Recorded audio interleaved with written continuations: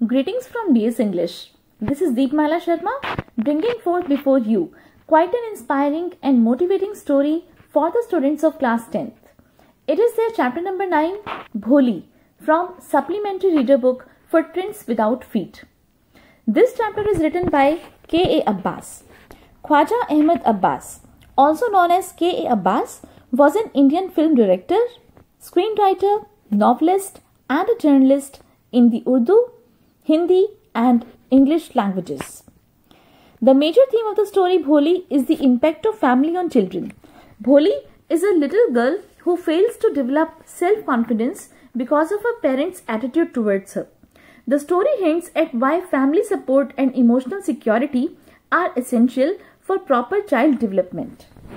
अब ये जो स्टोरी है भोली, ये एक बहुत ही इंस्पायरिंग और मोटिवेटिंग स्टोरी है।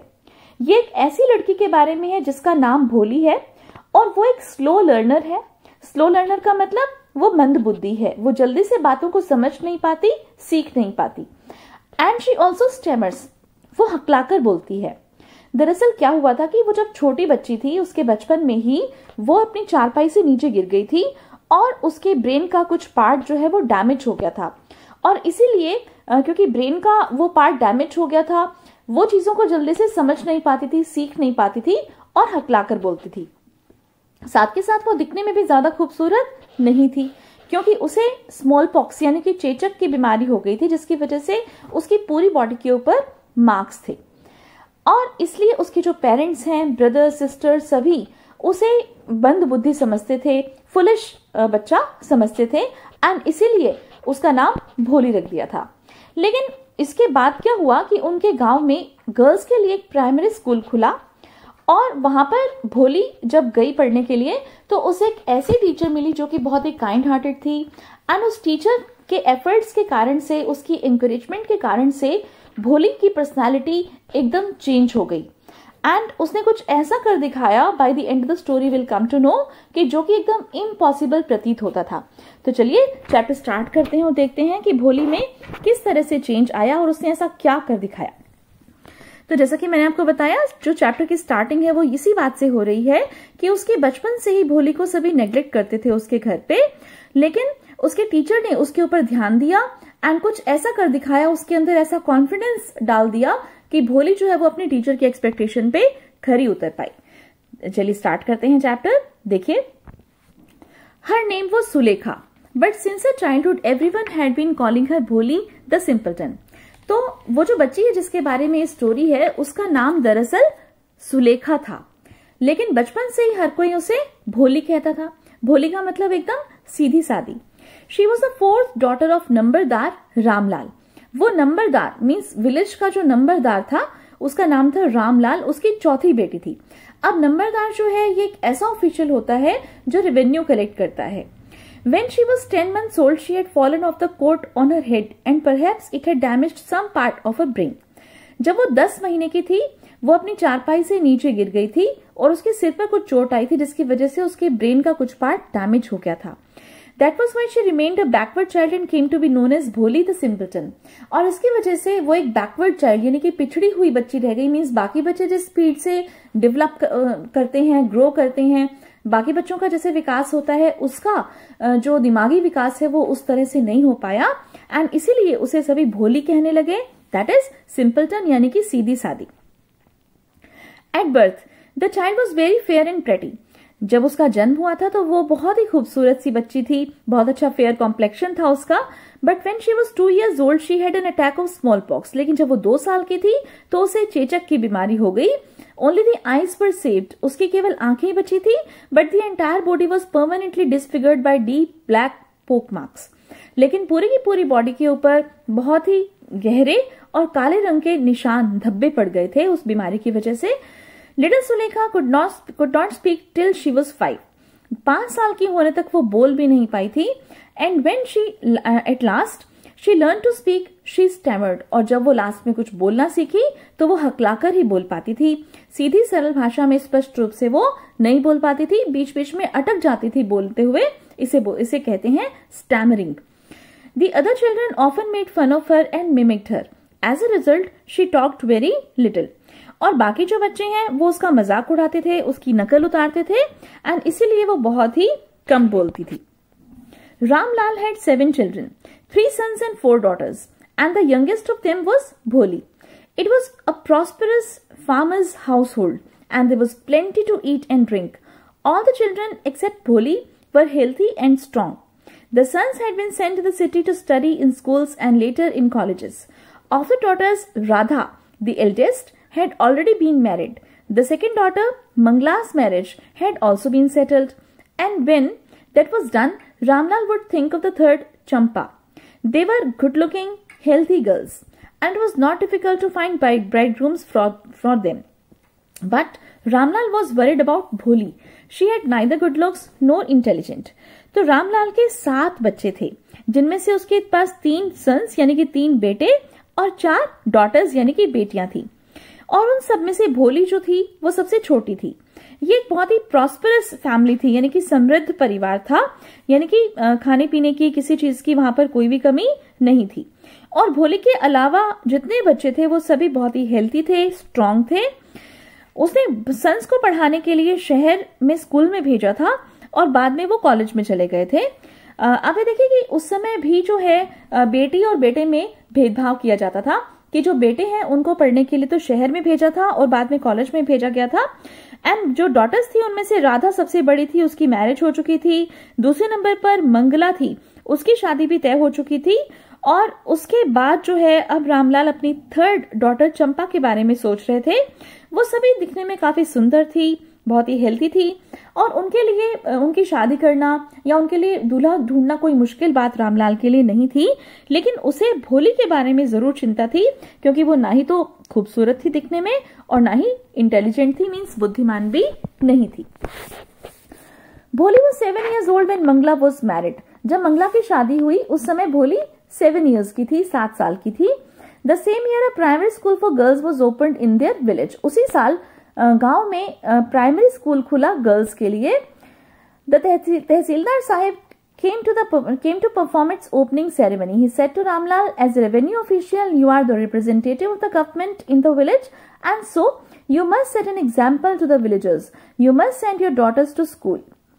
अब इस स्कूल का उद्घाटन करने के लिए तहसीलदार साहिब वहां पर आए और उन्होंने रामलाल से कहा कि तुम एक रेवेन्यू ऑफिसर हो, तुम नंबरदार हो गांव के, तो तुम्हें अपने गांव में गवर्नमेंट के रिप्रेजेंटेटिव होने के नाते एक काम करना चाहिए कि तुम्हें एक उदाहरण प्रस्तुत करना चाहिए और अपनी बेटियों को स्कूल भेजना चाहिए। That night when Ramlal consulted his wife, she cried, "Are you crazy? If girls go to school, who will marry them?" तो उस रात जब रामलाल ने अपनी वाइफ से इस बारे में डिस्कशन किया तो वो एकदम से चिल्ला पड़ी। उसने कहा, क्या तुम पागल हो गए हो? यदि लड़कियां स्कूल जाएंगी तो उनसे शादी कौन करेगा? But Ramlal had not the courage to disobey the tehsildar. लेकिन रामलाल तहसीलदार की बात ना मानने की जरूरत नहीं कर सकता था। At last his wife said, I will tell you what to do, send Bholi to school. As it is there is little chance of her getting married with her ugly face and lack of sense. Let the teachers at school worry about her. तो रामलाल की wife ने कहा कि चलो ठीक है, मैं तुम्हें बताती हूँ कि क्या करना है। हम ऐसा करेंगे, भोली को स्कूल भेज देते हैं। इस हालत में जैसी उसकी कंडीशन है, उसकी शादी तो वैसे भी नहीं होने वाली, क्योंकि वो दिखने में भी सुंदर नहीं है और वो इंटेलिजेंट भी नहीं है। तो ठीक है, स्कूल में जो टीचर्स हैं उन्हें उसकी चिंता करने दो। The next day, Ramlal caught Bholi by the hand and said, "Come with me, I will take you to school." Bholi was frightened. अगले दिन रामलाल ने भोली का हाथ पकड़ा और कहा कि चलो मेरे साथ आओ, मैं तुम्हें स्कूल लेकर जाऊंगा। भोली काफी डर गई। वो नहीं जानती थी कि स्कूल किस तरह का होता है। उसे याद था कि कैसे कुछ दिन पहले उसकी बूढ़ी गाय लक्ष्मी को घर से बाहर निकाल दिया गया था और बेच दिया गया था। उसने कहा, "No, no, no, no, no, no, no, no." She shouted in terror and pulled her hand away from her father's grip. "What's the matter with you, you fool?" shouted Ramlal. "I'm only taking you to school." Then he told his wife, "Let her wear some decent clothes today, or else what will the teachers and the other schoolgirls think of us when they see her?" तो भोली ने कहा, "न न न न न नहीं नहीं नहीं." वो डर गई और काफी चिल्लाई और उसने अपने फादर से अपना हाथ भी छुड़वा लिया।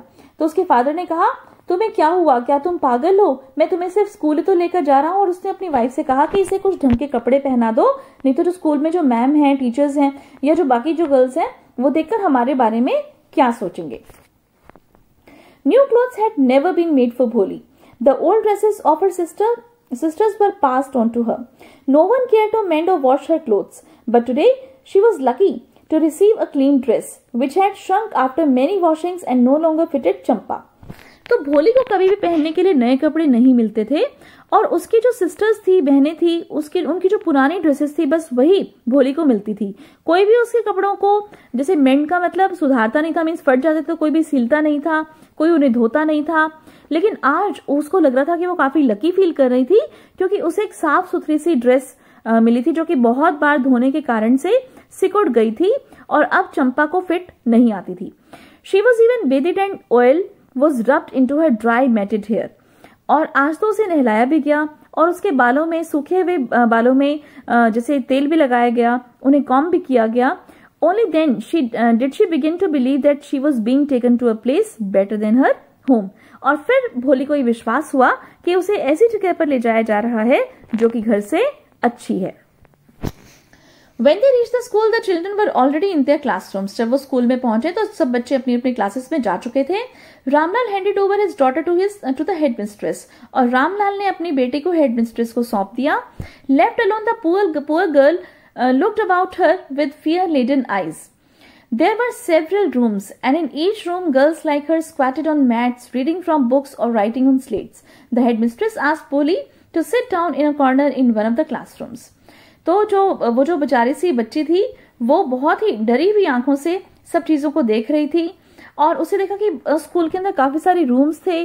सभी रूम्स में गर्ल्स बैठी हुई थी मैट्स के ऊपर और वो कुछ लड़कियां पढ़ रही थी, कुछ लड़कियां अपनी स्लेट के ऊपर लिख रही थी। और जो हेडमिस्ट्रेस थी उसने भोली से कहा कि तुम भी जाकर क्लास में और कोने में जाकर बैठ जाओ। भोली did not know what exactly a school was like and what happened there, but she was glad to find so many girls almost her own age present there. She hoped that one of these girls might become her friend. तो भोली को ये नहीं पता था कि वास्तव में स्कूल क्या होता है और वहां क्या होता है, लेकिन वो लगभग अपनी एज की बहुत सारी गर्ल्स को देखकर काफी खुश हो रही थी। उसको ये लग रहा था कि शायद इन सब गर्ल्स में से कोई लड़की उसकी फ्रेंड बन जाए। The lady teacher who was in the class was saying something to the girls, but Bholi could understand nothing. She looked at the pictures on the wall. The colors fascinated her. The horse was brown, just like the horse on which the Tehsildar had come to visit their village. The goat was black, like the goat of their neighbor. The parrot was green, like the parrots she had seen in the mango orchard. And the cow was just like their Lakshmi. And suddenly Bholi noticed that the teacher was standing by her side, smiling at her. तो class में जो teacher थी वो girls को कुछ बता रही थी, लेकिन भोली को कुछ भी समझ में नहीं आ रहा था। वो दीवारों पर लगी हुई तस्वीरों को देख रही थी और उसके जो कलर्स थे, उन पिक्चर्स के अंदर जो कलर्स थे वो बहुत ही उसे अट्रैक्टिव लग रहे थे और वो उन पिक्चर्स को देखकर उनसे कुछ कुछ जैसे एसोसिएट कर रही थी।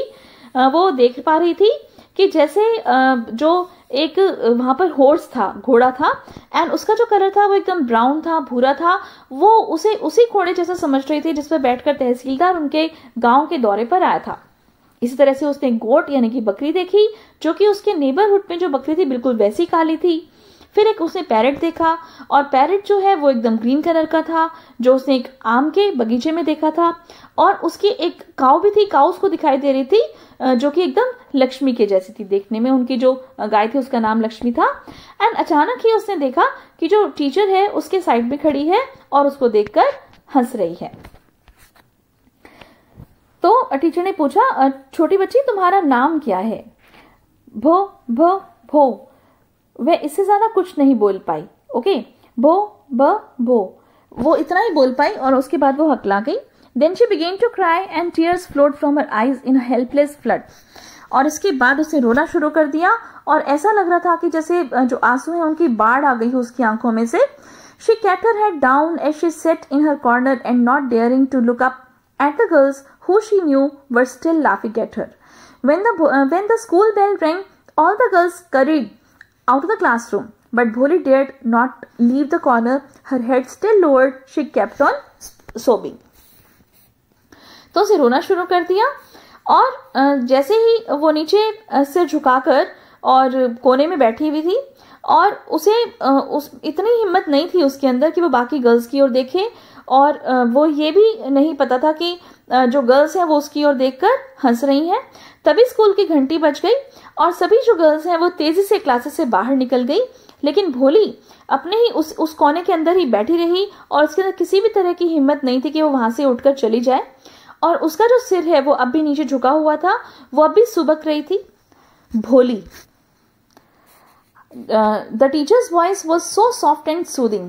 In all her life, she had never been called like that. It touched her heart. जो मैडम थी, जो टीचर थी उसकी आवाज बहुत ही सॉफ्ट थी और बहुत ही सूदिंग थी, एकदम शांत आवाज थी। और भोली ने कभी भी अपनी पूरी लाइफ में इस तरह से अपना नाम पुकारते हुए किसी भी इंसान को नहीं सुना था, और ये जो बात थी ये उसके दिल को छू गई थी। Get up, said the teacher. It was not a command, but just a friendly suggestion. भोली got up.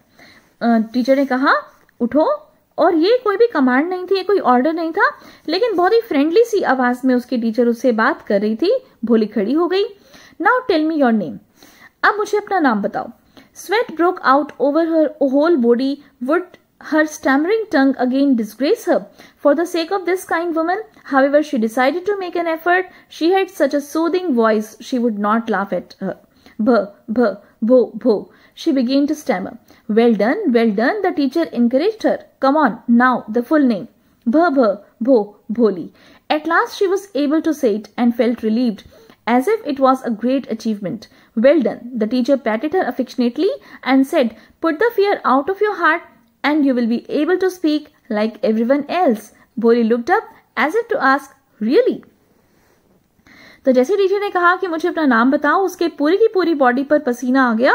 वो स्वेटिंग कर रही थी, काफी नर्वस हो गई थी, और उसने फिर से स्टैमर करते हुए उसे ऐसा लगा कि फिर से वो इंसल्टेड फील करेगी, लेकिन फिर अभी उसे लगा कि जो टीचर इतने प्यार से उसे कह रही है बार बार नाम बोलने के लिए, तो उसे एक बार फिर से एफर्ट किया, और टीचर की आवाज इतनी शांत थी कि वो उसके ऊपर नहीं हंसेगी, उसे ऐसा लगा, और उसने कहा भ भ भो भो। इस तरह से वो स्टैमर कर रही थी, हकला रही थी, लेकिन टीचर ने उसकी हिम्मत बढ़ाई, उसको कहा शाबाश शाबाश, हाँ आप अपना पूरा नाम बताओ।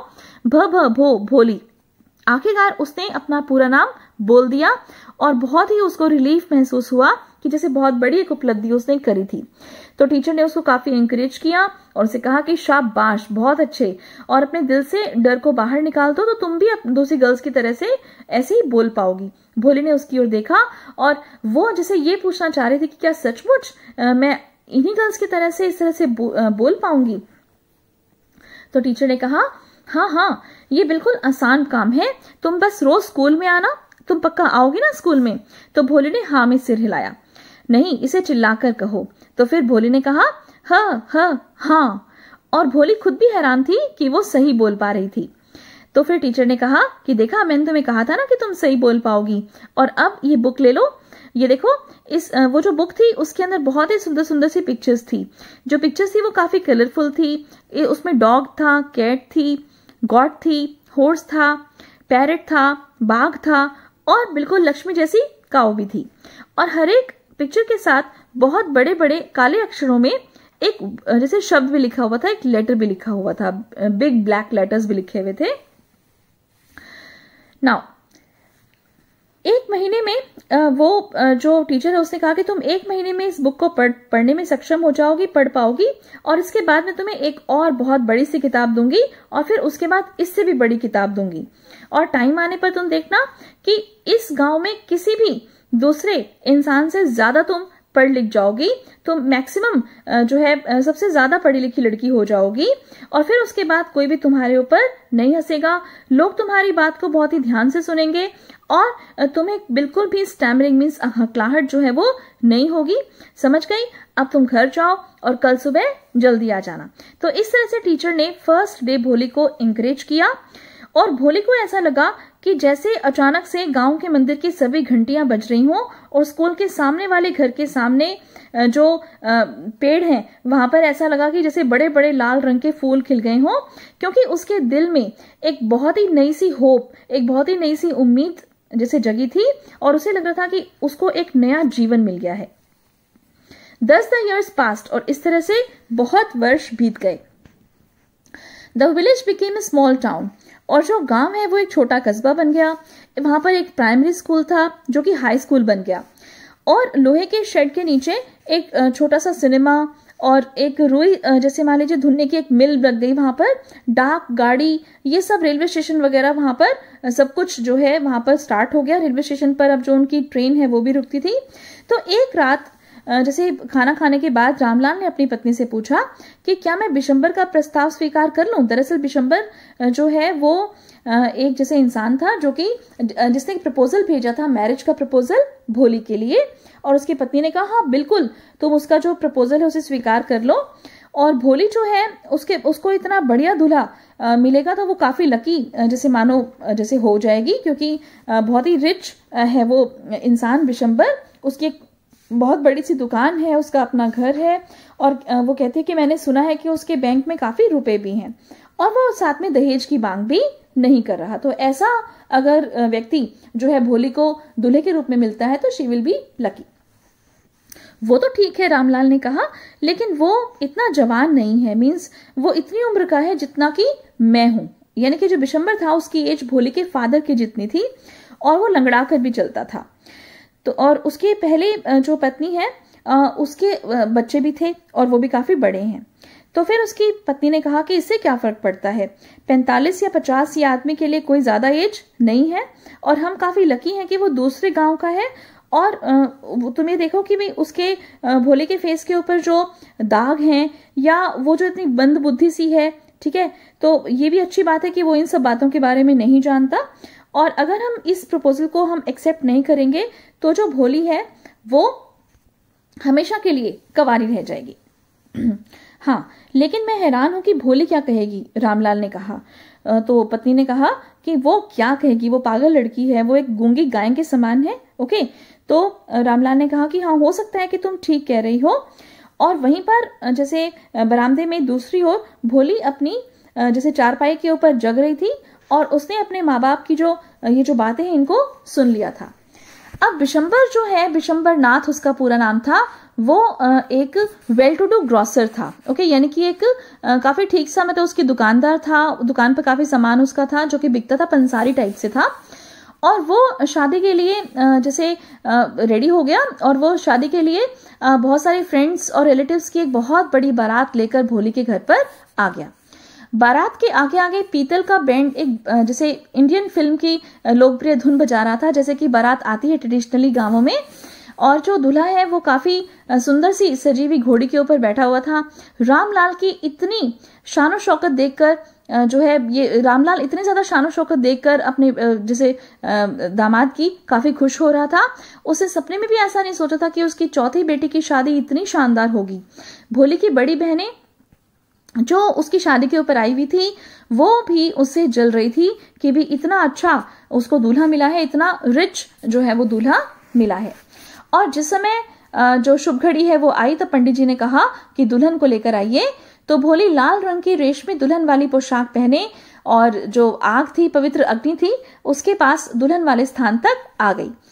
दुल्हन के गले में माला डाल दो, बिशंबर के एक फ्रेंड ने उससे कहा.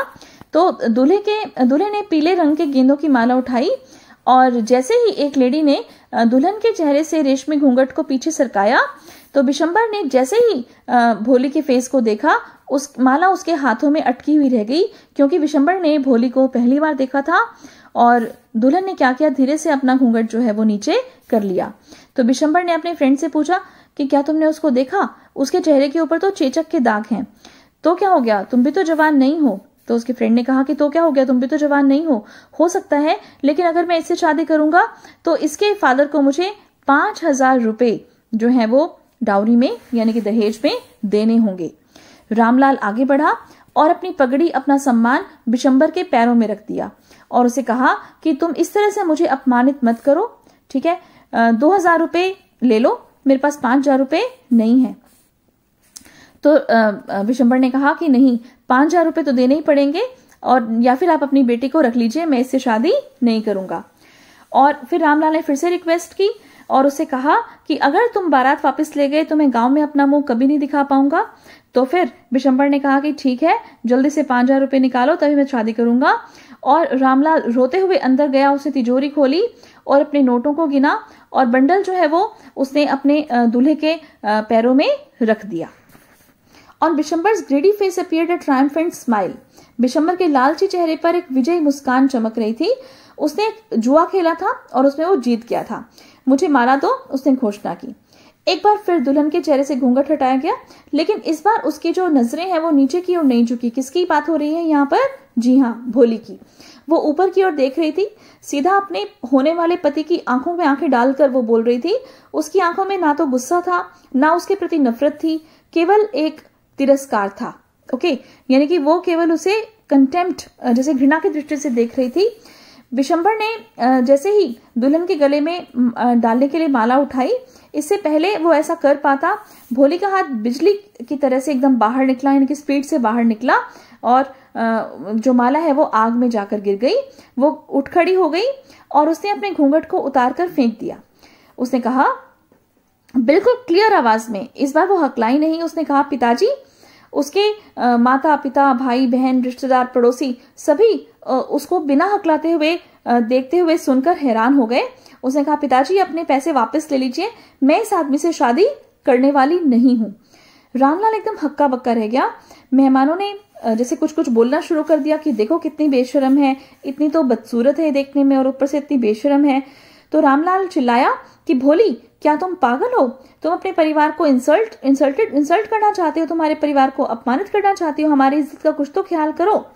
तो भोली ने कहा कि पिताजी आपकी इज्जत की खातिर मैं इस लंगड़े बूढ़े आदमी से शादी करने के लिए तैयार हो गई थी, लेकिन मैं ऐसे जैसे लालची आदमी के साथ मैं शादी नहीं कर सकती, इसको अपने पति के रूप में स्वीकार नहीं कर सकती, मैं नहीं कर सकती, नहीं कर सकती, नहीं कर सकती। सभी सोच रहे थे कि हम तो इसको गूंगी गाय सोच रहे थे, लेकिन ये तो बड़ी बेशरम लड़की है।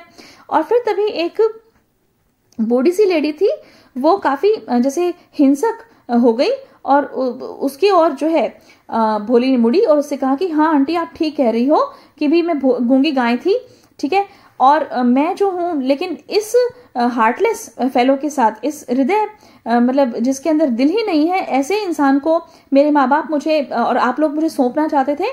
ठीक है, मैं जा सकती थी इसके साथ, लेकिन अब जो ये गूंगी गाय है, ये हकलाकर बोलने वाली जो मूर्ख लड़की है, अब ये बहुत ही स्पष्ट तरीके से बोल रही है। क्या आप कुछ और सुनना चाहते हो?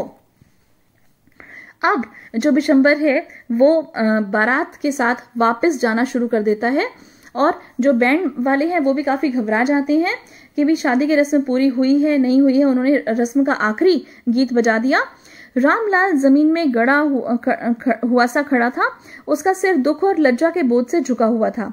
जो वहां पर अग्नि जल रही थी जिसमें उन्होंने फेरे लेने थे, वो धीरे धीरे बुझ रही थी। सभी जा चुके थे। रामलाल भोले की ओर मुड़ा और कहा, लेकिन अब तेरा क्या होगा? अब तुमसे कोई भी शादी नहीं करेगा, हम तेरे साथ क्या करेंगे? तो सुलेखा ने बहुत ही शांत और स्थिर आवाज में कहा कि पिताजी आप चिंता मत कीजिए, बुढ़ापे में मैं आपकी और माताजी की सेवा करूंगी और मैं उसी स्कूल में पढ़ाया करूंगी जहां पर मैंने ये सब सीखा है। क्या ठीक है ना मैडम? उसकी मैडम भी वहीं पर ही खड़ी हुई थी और कोने में और इन सब चीजों को देख रही थी। तो मैडम ने कहा, हाँ भोली बिल्कुल तुम यही करना। और जो टीचर है उसकी आंखों में एक चमक थी, वो काफी मुस्कुरा रही थी और ये जो चमक थी उसकी बहुत ही डीप सेटिस्फेक्शन वाली चमक थी कि जब कोई कलाकार उस समय फील करता है जब वो एकदम अपनी सबसे सुंदर जो पीस है, मास्टरपीस है, उसे वो बना देता है। और ये जो टीचर थी इसने एक मास्टरपीस बनाया किसके रूप में? भोली के रूप में, कि उसने उसे कॉन्फिडेंस दिया। एंड उसी कॉन्फिडेंस की वजह से भोली चाहे कितनी भी ऑबिडियंट थी, कितनी भी इनोसेंट बच्ची थी, लेकिन उसके अंदर कॉन्फिडेंस आ गया और वो फाइनली अपना डिसीजन ले पाई अपने माँ बाप को ये बताकर कि वो एक लालची इंसान बिशंबर से शादी नहीं करेगी। तो इसी के साथ हमारी स्टोरी यहाँ पर खत्म होती है। आई होप आपको ये स्टोरी बहुत ही अच्छी लगी होगी, समझ में आई होगी। And for the NCERT question answers, let's come to the slides. I will provide you all the NCERT solutions.